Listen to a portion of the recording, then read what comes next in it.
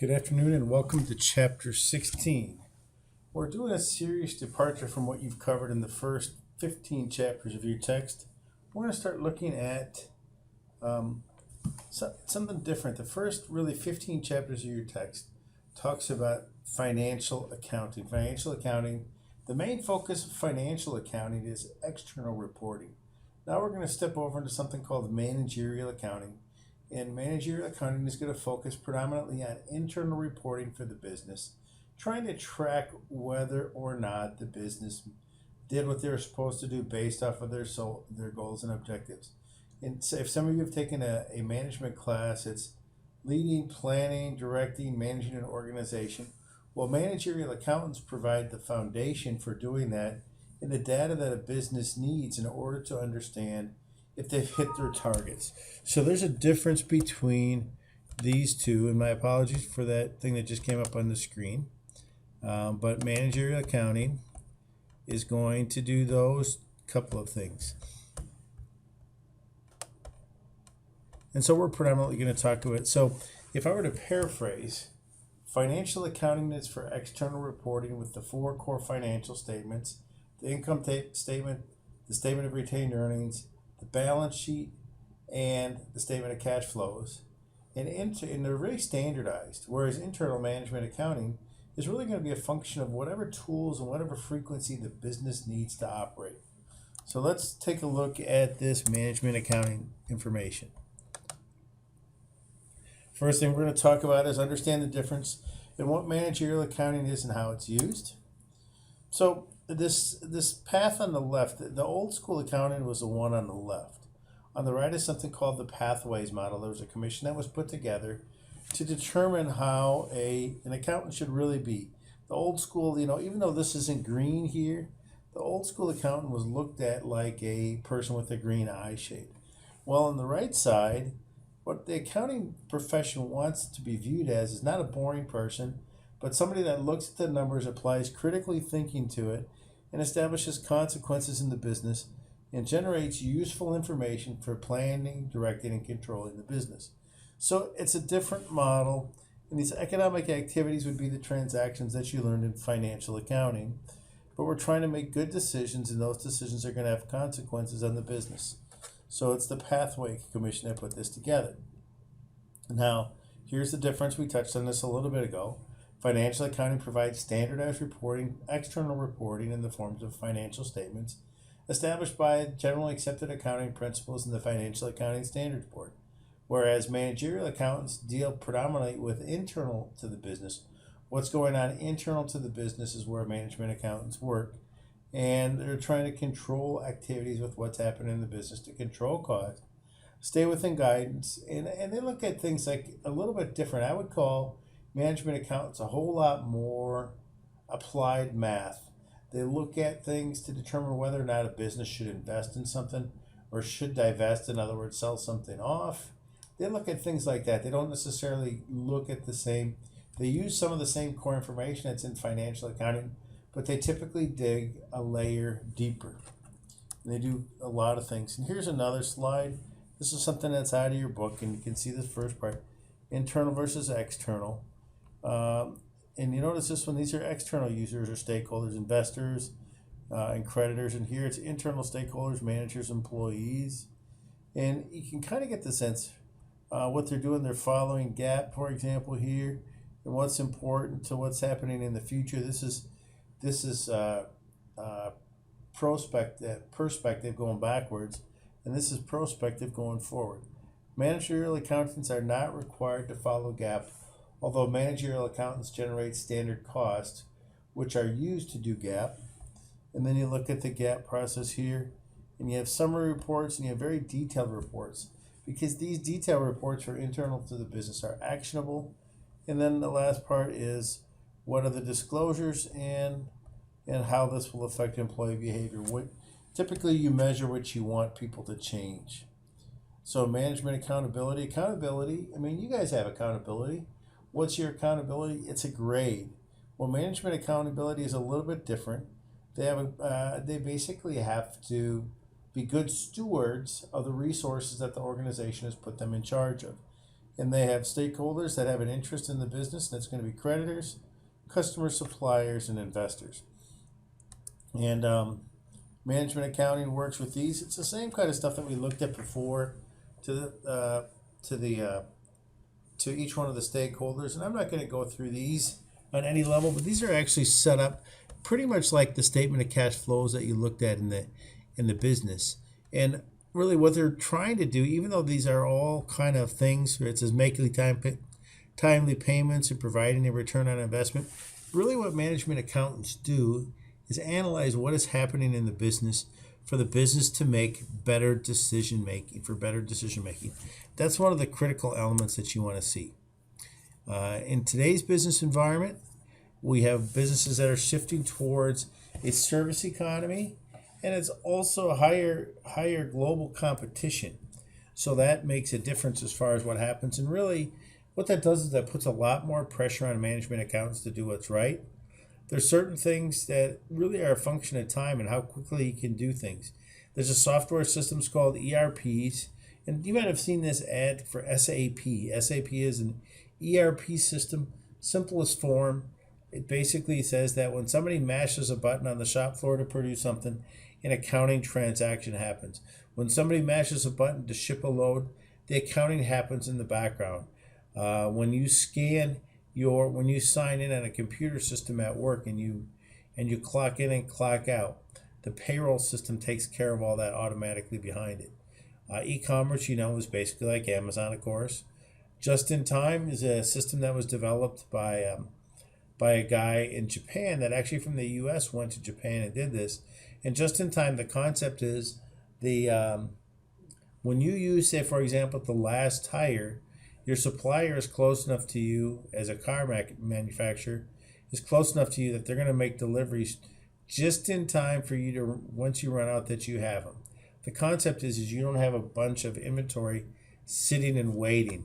It's just an inventory management tool to try and minimize cost.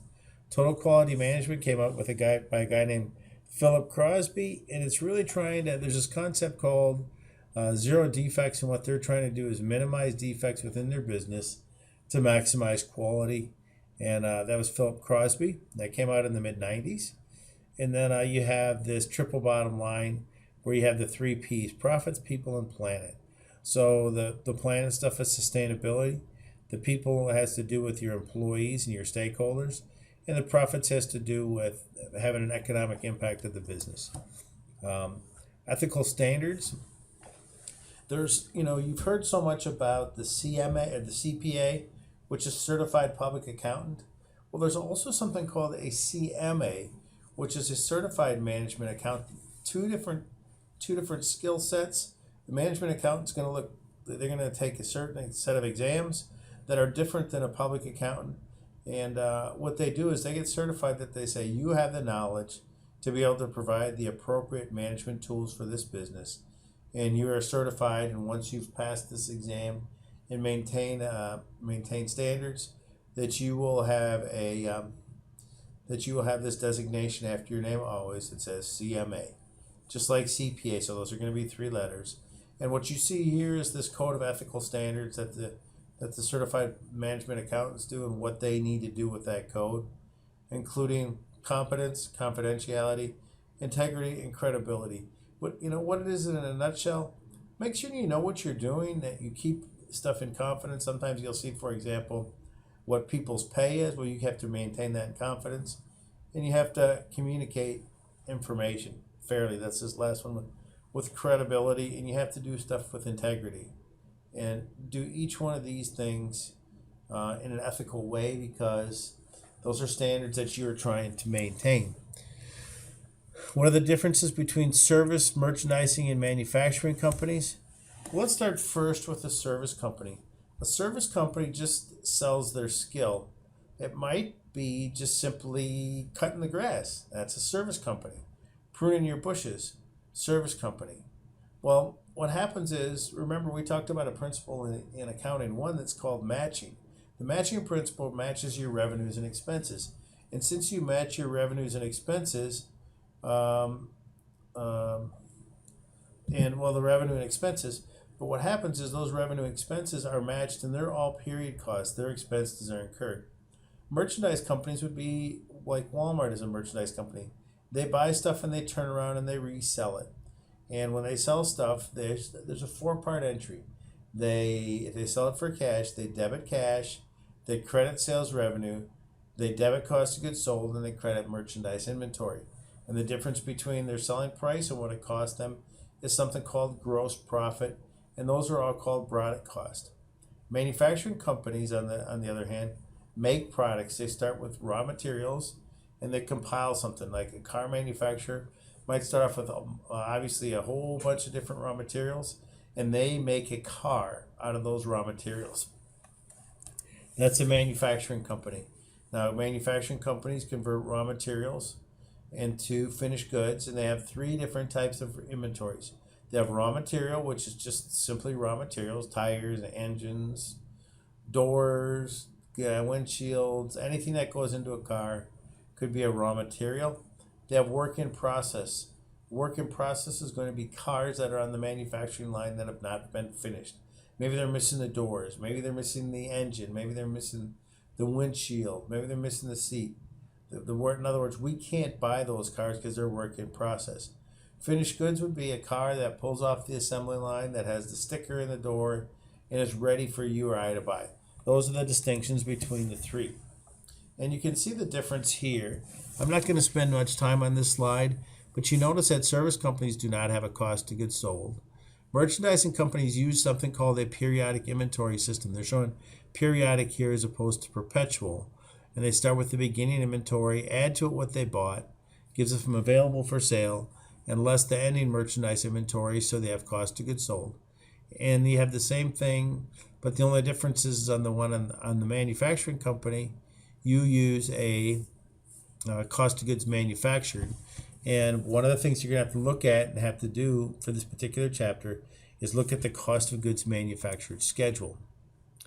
And we're going to classify costs for each one of these businesses. You have both product and period costs. We're going to talk specifically about product cost. Product costs are direct cost, and you can trace them specifically to a cost object. That's the stuff on the left. So you have direct materials and direct labor. Direct materials would be, let's say you're making let's say you're bagging frozen vegetables to sell. You're bagging frozen vegetables to sell in the Bird's Eye brand. Well, when you do that, the raw materials or the direct materials are the bag and the box and the vegetables.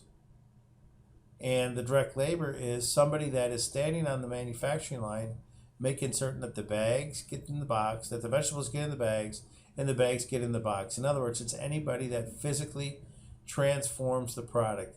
Indirect costs are costs that can't specifically be traced to an individual product or cost object, and they're considered manufacturing overhead items. And these are all going to roll up into cost of goods sold. And product costs are direct materials, direct labor, and manufacturing overhead. And you can see some examples. We just touched on this. Raw materials used in the production will be direct materials. Employees working on the products, transforming them, physically transforming the product are going to be direct labor. And really anything else that's associated with the manufacturing facility are going to be considered manufacturing overheads or indirect product cost. And you can see that it's noted there. Now you have a little bit of a distinction. You also have what are period cost. And period costs are costs that no matter how much activity you have are going to be there, and they're typically not going to be associated with a manufacturing facility. So you kind of take a look. The CEO salaries is a pretty simple example. Delivery expenses is a pretty simple example. And then you have depreciation on office equipment, so long as it is not at the manufacturing facility. And the same thing for property taxes and insurance. You notice it's on the office, not on the facility. So you have this distinction between product and period cost. So you have prime and conversion cost. Prime costs are direct labor and direct materials, and conversion costs are direct labor and manufacturing costs. And you see these two intersecting circles where direct labor is kind of the link between prime costs and conversion costs. Now, if we look at the income statement, we're going to calculate cost of goods sold, and you might need to go back to about chapter 5 and review. It's in the appendix in chapter 5. you might want to go back and review the periodic inventory system there if you have not. But what we're going to do is we're going to have a gross profit, which is net sales less cost of goods sold. And you're going to get up equals gross profit. That's gross profit. And you're going to have operating income, which is gross profit less gross profit sales, less sales and administrative expenses. Sometimes you hear that referred to as selling and general administrative expenses. This this part in here is your sales stuff, and you have net sales. And here's where we've calculated cost of goods sold, and we're using the periodic inventory model, which is in chapter 5 in the appendix.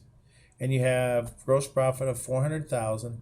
A gross profit percent is going to be the 400,000 divided by the 100,000, or 40%, 0.4 or 40%. These are all selling and administrative expenses, or SG&A, and it's a total of 241,000. So this company operating income was 159,000. They had interest expense of 7,600, and you can see the rest all the way down to the bottom. And that's how you've calculated cost of goods sold.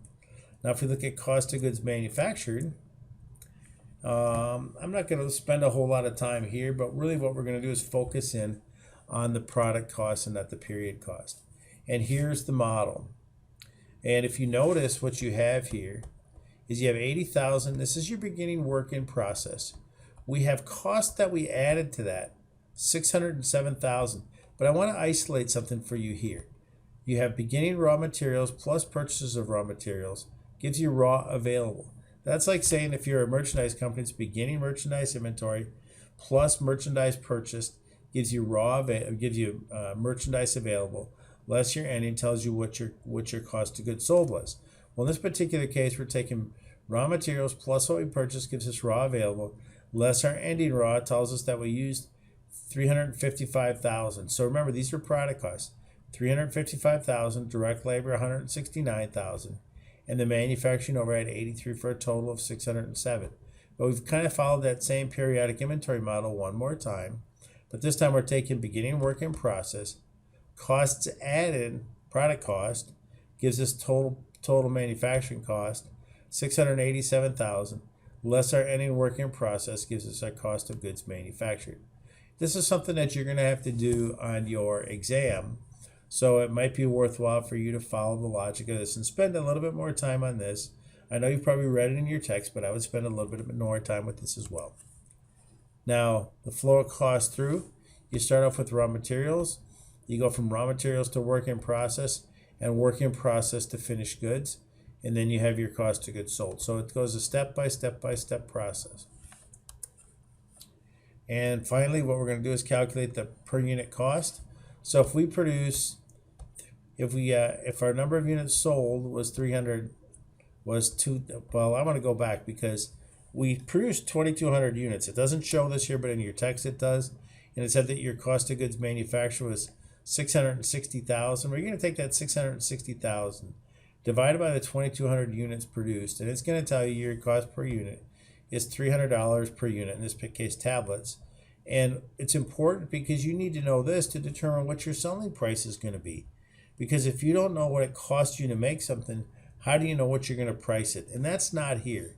And it says it up here, but really you need to look at the detail of that says take 660 divided by 2,200, and that's where this 300 comes from. Refer to your book for that, and it'll help you. That's the end of chapter 16.